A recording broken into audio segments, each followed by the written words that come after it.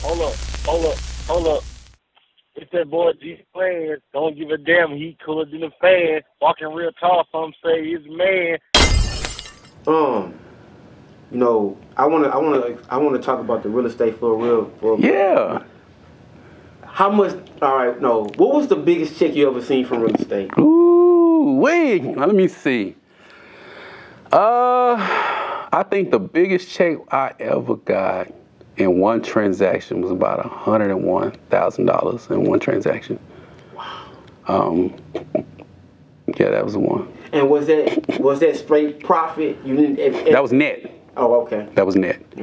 And when people hear that, y'all, we were buying property in the hood 5 years ago, 4 years ago. They're selling these properties for $10, $15, $20,000 a piece. People said I was crazy. Don't nobody want to live over there? I didn't tell you to move over there.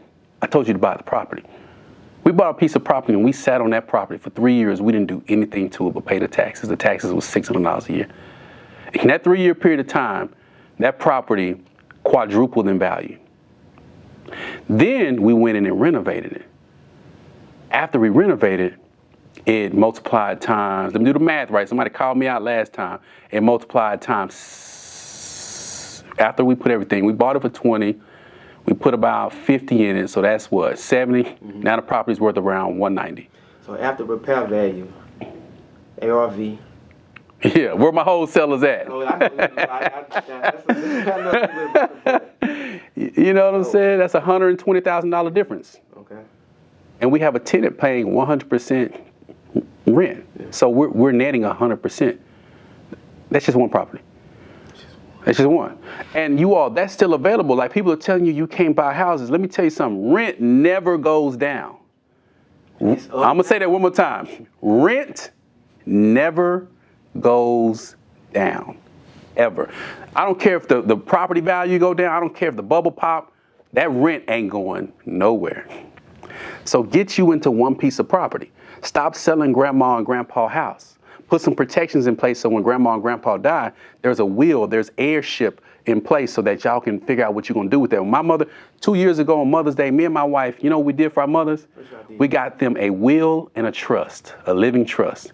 So when they pass away, it's turnkey. Everything's in writing. The properties are where they need to be. The trusts are set in place. The grandkids are straight. Ain't nobody going to be arguing over the fur coat. Ain't nobody going to say, Mama said that I could have this dress. No. And that didn't cost us a lot of money. We did it right here in my office. But most of the times when people call me and say, Tim, can you sell our property? Grandma just died. Grandma done got a reverse mortgage. And the reverse mortgage company won't talk to nobody. You got 60 days to pay off that loan. Grandma got 5 kids. One of them in the pen, one of them live out of state, and 2 of them don't talk to each other. And the one that keep everything going together is calling me. It's going to take us 90 days to probate. That house going to be gone. Yes.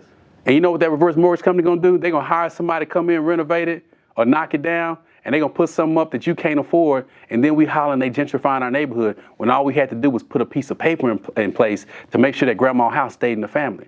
And that shit don't cost $20,000. That shit costs you anywhere from $700 to $1,500. You get that in your income tax check every year. But see, if I say that, then I'm talking down on my people. Not even just that. You can watch, man, you can go in the hood. I ain't going to say the hood. You can go on Instagram and see all these guys with so much cash. You can go to the club and see all this cash. You can go to strip club and see all this cash. You can see us on these boats. You can see us spending money everywhere. Consumerism, right? Yeah.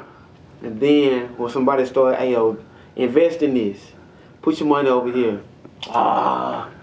You know what I'm saying? So I get it. One thing I can say about the younger generation is they understand money. They might not know how to go out there and get it, and they may not work as hard as we did, yes, but they understand that it's there for them. All they got to do now is apply. But like you said, I'm kind of cynical.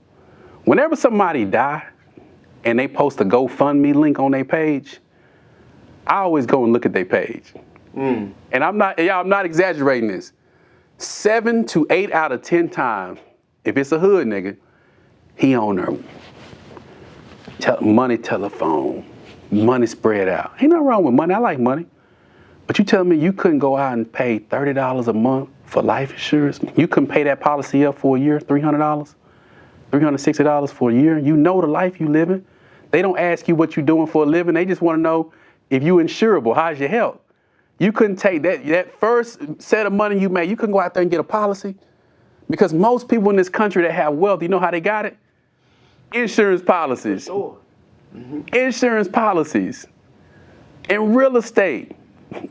Like, don't leave your kid, don't leave the burden on your family. But we do that too often, and we gotta stop playing the woe is me card. Man, I'm not one of them pull up your boots by your bootstrap niggas, because I understand, one, everybody ain't got boots, everybody ain't got straps, and we got some hard shit that's been done to us over the years. I get it. For sure. But we have access to information now, so it's a choice. You gotta choose which battle you wanna fight, and the economic battle always wins.